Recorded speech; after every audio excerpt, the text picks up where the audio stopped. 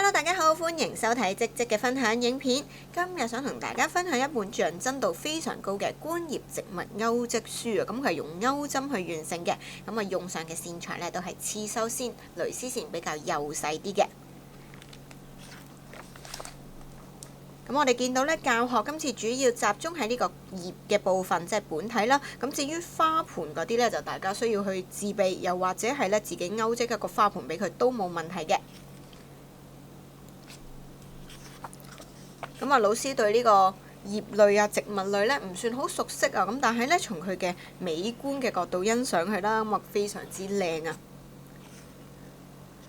咁雖然有時未必知道佢係咩品種，但係咧我哋可能鈎織完之後咧，好似呢個咁插起一啲嘅透明花樽啦，又或者咧係掛喺屋企咧，其實都好靚。我成日都話要望多啲綠色嘢啦，咁但係城市人好忙啊，大家都未必有時間打理植物，咁呢啲時候咧就可以透過我哋鈎織去整一啲嘅植物，咁啊唔需要淋水，都唔需要特別去打理，咁啊令到屋企咧都有翻啲新氣啊！咁呢一啲嘅盆栽咧，其實喺12蚊店啦，或者係一啲花店咧都可以購買到。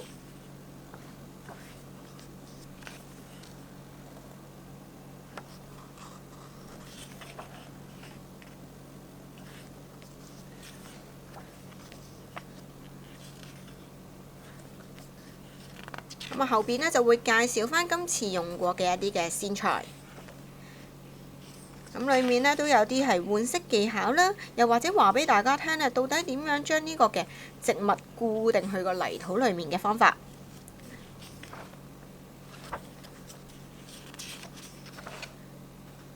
咁呢特別嘅技巧咧，亦都會喺 Points Lesson 呢度咧展示俾大家睇。咁後邊就係一啲圖解嘅部分。咁書本嘅最後方呢，就係會一啲書本出現過嘅符號。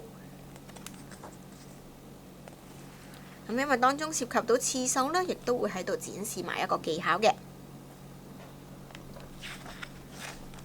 咁如果中意植物嘅同學呢，就可以參考下呢本書嘅內容啦。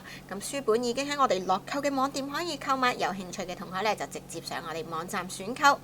咁我哋下次再同大家分享更多唔同嘅鈎織書，下次見，拜拜。